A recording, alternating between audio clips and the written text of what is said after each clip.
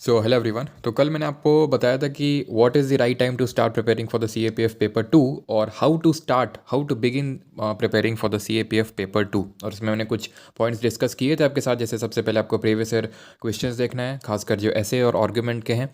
फिर उसके बाद आपको एडिटोरियल्स करने हैं, जो द हिंदू, इंडियन एक्सप्रेस, जहाँ से भी आप कर सकते हैं। और थर्ड मैंने बताया था थोड़ा सा आपको प्रैक्टिस करना है। अब जो दूसरा चीज़ था द हिंदू के एडिटोरियल, उसमें काफ़ी लोगों को दिक्कत है। और ऐसे ही एक स्टूडेंट के साथ डिस्कशन हो रहा था कि सर काफ़ी टाइम लग जाता है एडिटोरियल देखने में, बहुत टाइम चला जाता है और समझ में भी नहीं आता उतना। और काफ़ी टाइम से ये फॉलो मैं कर रही हूँ, ऐसा मतलब डाउट था। तो ये मुझे एक्चुअल में जेन्युइन लगा, बिकॉज मेरे साथ भी यही प्रॉब्लम था। वो मुझे अब रिकॉल आता है कि हाँ, एक्चुअल में मेरा भी तो यही प्रॉब्लम था। क्या प्रॉब्लम था कि एडिटोरियल अगर आप बिगिनिंग स्टेज में हैं तो आपको, या फिर कुछ लोगों के साथ होता है कि वो समझ ही नहीं आएगा। चाहे बिगिनिंग में तो दिक्कत आती है काफ़ी लोगों को, ठीक है। मतलब कि देखो, एक सेक्शन है, ठीक है, टॉप का, उसको बिगिन शुरू से ही मज़ा आता है, ठीक है, लेकिन वो बहुत कम फ्रैक्शन होता है। मेजॉरिटी को समझ नहीं आता एडिटोरियल ये रियलिटी है, बिकॉज उसमें थोड़ा सा कॉम्प्लेक्स लैंग्वेज भी यूज़ किया जाता है। और उससे कैसे पॉइंट्स निकालें, कैसे एग्जाम पर्सपेक्टिव के जो कीवर्ड्स है वो निकालें, वो काफ़ी डिफिकल्ट हो जाता है आपके लिए। तो इसका सबसे बेस्ट ऑल्टरनेटिव है, ठीक है। और वो ऑल्टरनेटिव मैंने भी एक्चुअल में यूज़ किया था अपने प्रिपरेशन के लिए। और मैं आपको बता दूं, एडिटोरियल ऐसा नहीं मैंने पढ़े नहीं थे, मैंने पढ़े थे सिर्फ इस चीज़ को रियलाइज़ करने के लिए कि मेरे से एडिटोरियल से नहीं हो पाएगा। और उसका रीज़न ये भी है कि मेरे पास टाइम कम था, तो मैं समझ गया था कि अगर मैं ये करने बैठा एडिटोरियल तो हो चुका। फिर मैंने न्यूज़पेपर पढ़ा था, थोड़ा बहुत एडिटोरियल, और फिर मैंने न्यूज़पेपर जो पढ़ा था वो रिपोर्ट राइटिंग के लिए एक्चुअली में पढ़ा था। बाद में जल्दी जल्दी, जैसे मैंने लास्ट के 5-6 दिन देख लिया था कि इसमें रिपोर्ट कैसे लिखते हैं, थोड़ा सा बस वो सेंस लेने के लिए। वैसे मैंने ज़्यादा बहुत द हिंदू और इंडियन एक्सप्रेस का यूज़ नहीं किया, क्योंकि वो फिर कुछ लोगों का एक तो ये होता है समझ नहीं आता, दूसरा वो सेक्शन होता है जिसको मज़ा आने लगता है। मज़ा नहीं आना चाहिए, बहुत ज़्यादा मज़ा फिर सज़ा बन जाता है। क्यों? फिर आपको लगता है वाओ, मतलब एक एडिक्टिव बन जाता है कि भाई जैसे होता है ना कि जब तक पढ़ते हैं इंडियन एक्सप्रेस या फिर द हिंदू, जब तक नहीं पढ़ते हैं तब तक मज़ा नहीं आता, दिन की शुरुआत नहीं होती है। आपको बहुत इंपॉर्टेंट है कि आप एग्ज़ाम पर्सपेक्टिव से स्टिक रहें, ठीक है। नहीं तो आपको बहुत टाइम उसमें चला जाएगा और आपको रियलाइज़ भी नहीं होगा। मेन इंपॉर्टेंट चीज़ है कि आप कितनी चीज़ें निकाल पा रहे हैं और कितनी चीज़ें लिख पा रहे हैं। वहाँ पे जितना लिखेंगे एग्ज़ाम में, वो रिफ्लेक्ट करेगा आपके मार्क्स में, ना कि आपको कितना पता है। ये बहुत बड़ी बात है, मैं बता रहा हूँ आपको, ठीक है। बहुत बहुत बहुत बड़ी बात है कि वहाँ पे आप क्या लिखेंगे वो मैटर करेगा, ना कि आपको कितना पता है। और इसके लिए क्या इंपॉर्टेंट है कि आपने जो कीवर्ड, जितनी भी चीज़ें आपने फॉर मटेरियल निकाला है, उसको यूज़ कर पा रहे हैं। अब मैं इधर उधर की ज़्यादा बातें नहीं करता हूँ, सबसे पहले ऑल्टरनेटिव की बात करता हूँ और कैसे उससे आपको मटेरियल निकालना है, वो मैं अभी आपको बताने वाला हूँ, ठीक है। और एक चीज़ मैं आपको बता दूँ, जैसे कि मैंने पिछले लेक्चर में आई थिंक बताया होगा, आई थिंक मिस कर दिया होगा, कि 9th से, यानी कि परसों से आप लोगों का सी ए पी एफ पेपर 1 के लिए एमसीक्यूज चालू हो जाएंगे, जो कि टारगेटेड रहेंगे, जो कि आपका सीरियस एग्जाम है 16 अप्रैल को, और उसके बाद जो आपका सी ए पी एफ एग्जाम है। तो ये एमसीक्यू की सीरीज़ मैं स्टार्ट कर रहा हूँ 9th से, और ये मॉर्निंग में 10 AM डेली बेसिस पे रहेगी, सुबह 10 बजे। और ये बहुत ज़्यादा बेनिफिट करने वाली है। यहाँ पे मैं आपके हज़ारों, मेरा टारगेट है कि तकरीबन 1000 MCQs मैं आपको करवा दूँ आपके एग्ज़ाम से पहले। वो सीरियस में हो जाएगा। और सी ए पी एफ तो उसके काफ़ी टाइम बाद है, मई जून जुलाई, काफ़ी टाइम है उसके लिए, ठीक है। तो इसलिए अगर आप अभी से वो हैबिट डाल लेंगे, थोड़े थोड़े भी MCQs करेंगे, तो बहुत सारे हम लोग के MCQs हो जाएंगे। बाकी 10 बजे, सुबह 10 बजे से आपका 9 तारीख से चालू हो जाएगा। और बाकी इंग्लिश भी 10 तारीख से चालू हो जाएगा शाम को 4 बजे, जहाँ पे सिर्फ और सिर्फ अब हम लोग प्रैक्टिस करेंगे चीज़ों को, ठीक है। Mainly targeting on the serious exam, because C A P F की अगर हम बात करें, वहाँ पे इंग्लिश का उतना ज़्यादा खास रहता नहीं है रोल्स। पेपर 2 में 20 नंबर का आता है, जो कि आप लास्ट के 2 हफ्ते भी पढ़ के आराम से 20 में 15+ ला सकते हो, ठीक है। तो चलिए बात कर लेते हैं वो क्या ऑल्टरनेटिव है। तो वो ऑल्टरनेटिव है विजन आई एस की मैगज़ीन, ठीक है। मैंने यही मैगज़ीन यूज़ की थी। डिफरेंट मैगज़ीन्स आती हैं, विजन आई एस की, इनसाइट्स की, आई एस बाबा की, मतलब सिविल सर्विसेज के काफ़ी सारे प्लेटफॉर्म्स हैं, वो अपनी अपनी मंथली मैगज़ीन्स रिलीज़ करते हैं करंट अफेयर्स की। और ये सबसे बेस्ट सोर्स है, मतलब एडिटोरियल का बहुत बढ़िया ऑल्टरनेटिव है। आप चाहें तो एडिटोरियल और ट्यूटोरियल स्किप कर सकते हैं। वो बात अलग है कि आप उसको डिफरेंट तरह से यूज़ करना चाहते हैं, जैसे कुछ लोग इंग्लिश इंप्रूव करने के लिए for the serious exam use करना चाहते हैं, वो बात अलग है, ठीक है। वो आपको देखना पड़ेगा कि किससे कॉस्ट बेनिफिट, जो एक तरह से आउटपुट किससे आप ज़्यादा निकाल पा रहे हो, कहाँ से, ठीक है। मैंने पर्सनली पेपर 2 के लिए विजन आई एस और आपकी मैगजीन्स आती हैं कुरुक्षेत्र और योजना, ठीक है। वो भी ऐसा नहीं है कि देखो, किसी चीज़ को बाइबल मत मानना, खासकर एडिटोरियल हो गया, कुरुक्षेत्र, योजना, क्योंकि आप CAPF के रिगार्डिंग उतना बहुत ज़्यादा गाइडेंस है नहीं, तो आप सिविल सर्विसेज की तरफ मुड़ते हो, और सिविल सर्विसेज में वही बोलते हैं कि भाई एडिटोरियल द हिंदू और योजना कुरुक्षेत्र, तो इस वजह से वो एम्बाइब मत कर लीजिए, नहीं वो करेंगे नहीं तो एग्ज़ाम क्लियर नहीं होगा, बिल्कुल नहीं।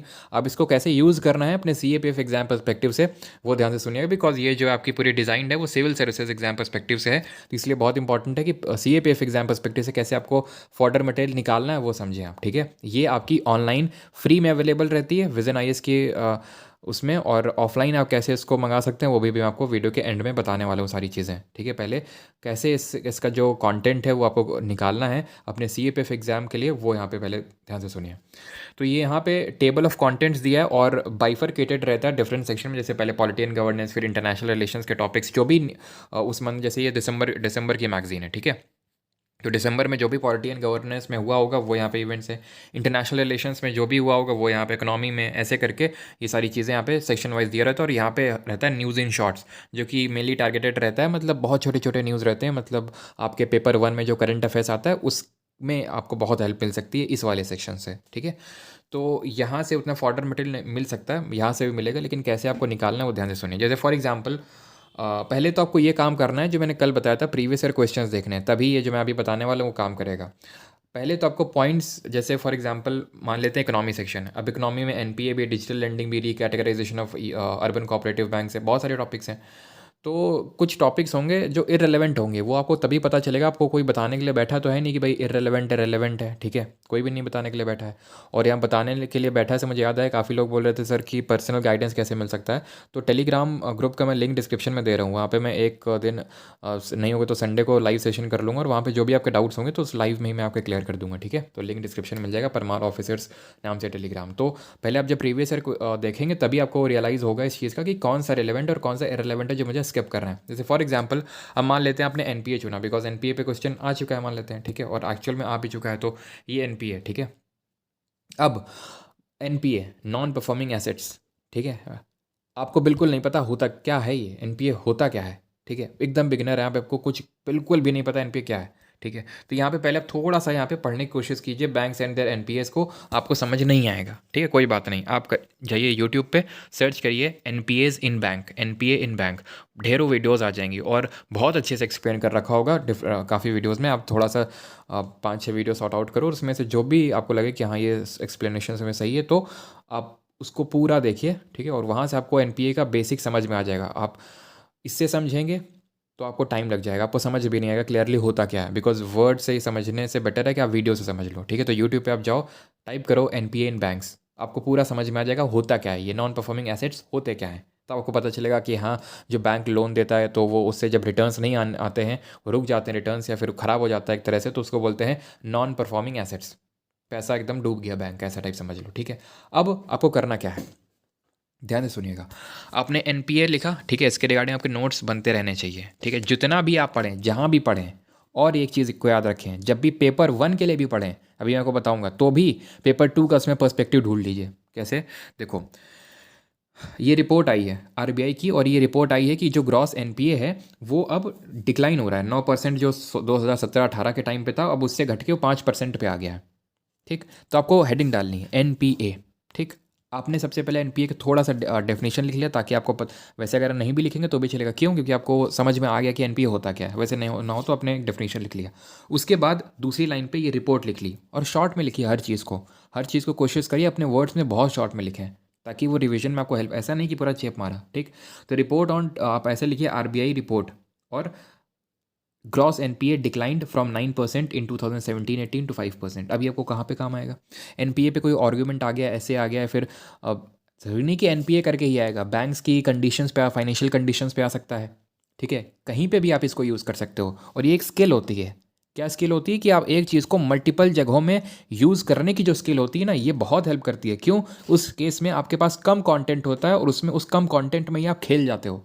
और ये होता है जो मैं आपको फ्रेमवर्क्स देता हूँ, ठीक है, फ्रेमवर्क्स जो इसी मॉडल पे बेस्ड रहते हैं, कि फ्रेमवर्क्स को आप कहीं पे भी अप्लाई कर सकते हो, या फिर मल्टीपल बहुत सारे ऐसे में अप्लाई कर सकते हो। तो इसी वजह से आपको वो पर्सपेक्टिव लेके चलना, वो हम आगे कभी डिस्कस करेंगे, लेकिन आपको ऐसे करना है जैसे आपने NPA को थोड़ा डिफाइन किया, ये रिपोर्ट क्या है वो लिखा, फिर यहाँ पे आपको नीचे मिलेगा कि कैसे जो है ये चीज़ें इंप्रूव हुई हैं, जैसे major initiatives taken to address the legacy NPAs, जो एनपीए नॉन परफॉर्मिंग एसेट्स जो बढ़ रहा है बैंक्स में, जो कि ख़राब चीज़ है बैंक्स के लिए और हमारी इकोनॉमी के लिए भी, तो उसको कैसे एड्रेस किया जा रहा है। तो recapitalisation, Indradhanush plan, consolidation of public sector banks, जितने भी पॉइंट्स उसको पॉइंट फॉर्मेट में लिख दीजिए। अब जैसे इंद्रधनुष है तो इंद्रधनुष का पूरा यहाँ पे इंद्रधनुष इन लोगों ने बना रखा है, आप चाहें तो इसको पूरा स्किप कर सकते हैं। क्यों? क्योंकि उन्हें सिविल सर्विसेज के पर्सपेक्टिव से लिख रखा है, तो वहाँ पे पूरा सारी चीज़ें बनाना पड़ता है अगर आप चाहें, क्योंकि स्पेसिफिकली आपसे इंद्रधनुष के बारे में नहीं पूछेगा। ठीक है, तो शॉर्ट में पॉइंट्स लिख लीजिए और उनको ही बार बार आप रिवाइज करिए। अब यहाँ पे आपको बहुत सारा कंटेंट मिलेगा, सब कुछ नोट करने की ज़रूरत नहीं है।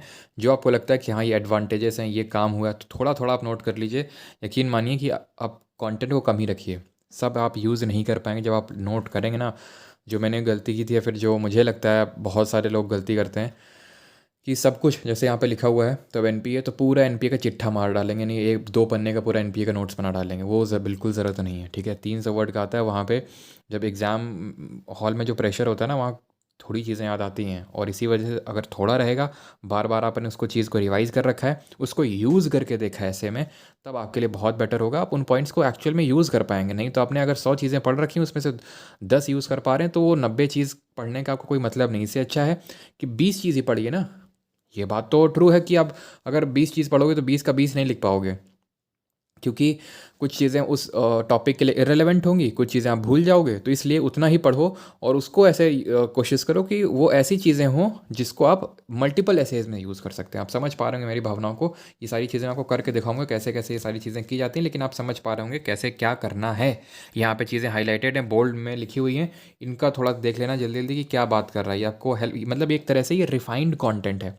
एडिटोरियल से आप रिफाइन करेंगे, वो पहले से ही उन्होंने आपको रिफाइन करके दे दिया है, वो काम आपका बच गया है। ठीक है, और जो इंपॉर्टेंट चीज़ें वही इन्होंने दी है। अब इसमें से भी आपको सीएपीएफ एग्जाम पर्सपेक्टिव से ढूंढना है, वो आप कैसे पता चलेगा आपको, जब आप पीवाईक्यूज़ आपने अच्छे से देख रखे होंगे। ठीक है, जैसे फॉर एग्जांपल यहाँ पे कुछ चीज़ें पेपर 1 एग्जाम पर्सपेक्टिव जैसे आपको इंपॉर्टेंट लगती हैं। जैसे यहाँ पे ये एक रिपोर्ट है, जैसे इंडिया स्किल्स रिपोर्ट आई है 2023। ठीक है, तो ये आपके जो पेपर 1 है उसके लिए इंपॉर्टेंट है, बिकॉज वहाँ पे ऐसे क्वेश्चन आ सकता है। तो जैसे आप इसको पढ़ते हैं या फिर कोई भी चीज़ पढ़ते हैं इन जनरल, कहीं से भी आपको कुछ न्यूज़ सुनने को मिलती है। जैसे इंडिया स्किल्स रिपोर्ट आई जिसने कि ये बोला है India's employable work force has increase from 46.2 to 50.3%।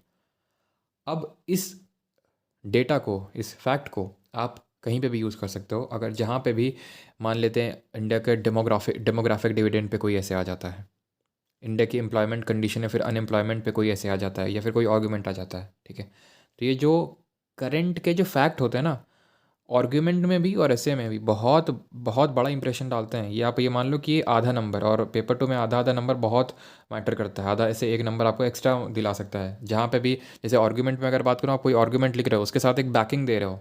ठीक है, एक एक्चुअल रेलेवेंट फैक्ट के साथ, जो अभी करंट में कोई रिपोर्ट आई थी या फिर कोई न्यूज़ में कोई चीज़ थी, तो वो आपके एक आर्ग्यूमेंट को बैकिंग देता है। सेम गोज़ विद ऐसे ऑल्सो। ठीक है, तो कोई भी चीज़ अगर आप ऐसे सुनने में मिलती है उसको नोट करिए।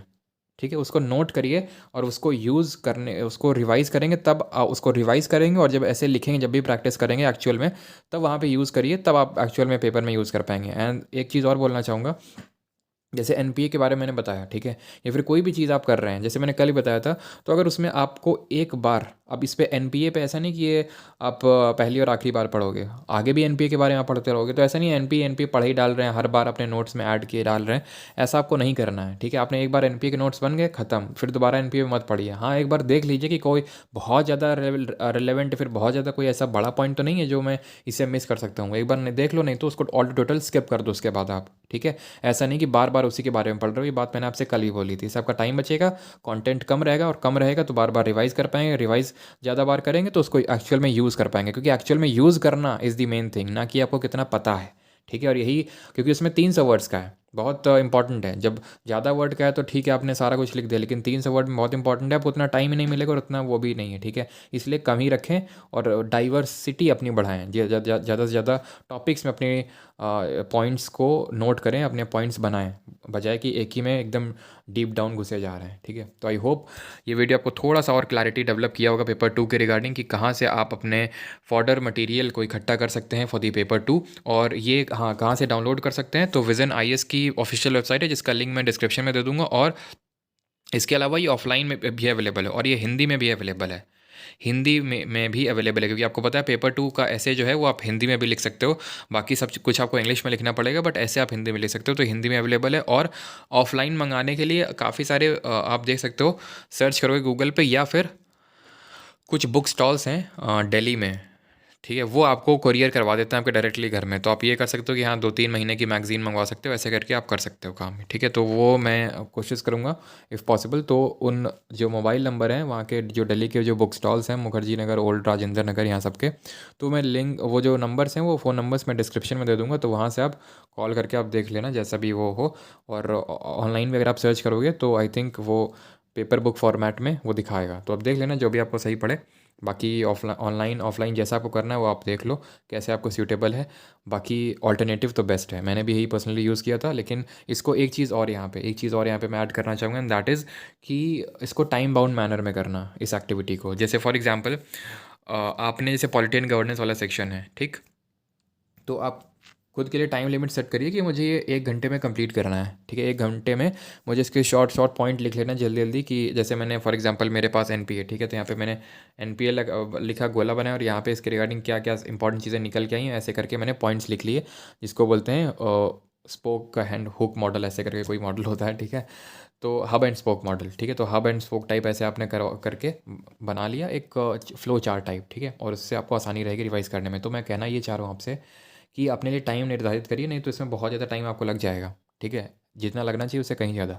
अब जब आप टाइम निर्धारित करेंगे, सबसे पहली बार जब आप पढ़ेंगे, जैसे पहली बार आप मैगज़ीन पढ़ रहे हो, ठीक है, आपने 1 घंटा निर्धारित किया लेकिन आपको लग गया 2 घंटे, ठीक है, तो आपको पता चलेगा खुद के बारे में कि हाँ इस सेक्शन में मुझे 2 घंटे 1.5 घंटे लग जाते हैं। वो पहली बार आप जब करेंगे तो आपको खुद पता चलेगा कि ये कितना टाइम लग रहा है, उसी अकॉर्डिंग अपना टाइम देखिएगा जैसा भी हो, लेकिन टाइम निर्धारित करिएगा। भले ज़्यादा लगे कम लगे डजेंट मैटर, लेकिन निर्धारित ज़रूर करिएगा। वैसे तो ज़्यादा ही लगेगा जो भी आप निर्धारित करोगे, लेकिन फिक्स करना इंपॉर्टेंट है, नहीं तो बहुत टाइम लग जाएगा जो लगना नहीं चाहिए, ठीक है। बाकी अगर आपका और कोई डाउट है तो आप कमेंट सेक्शन में ड्रॉप करिए। वीडियो अगर आपको पसंद आई तो लाइक करिए, और हो सके तो शेयर करिए इस वीडियो को जो भी आपके साथ सीएपीएफ पेपर 2 की प्रिपरेशन कर रहे हैं। और बाकी मिलते हैं पेपर 1 का जो एमसीक्यू सीरीज़ स्टार्ट हो रहा है सुबह 10 बजे 9 तारीख से। धन्यवाद।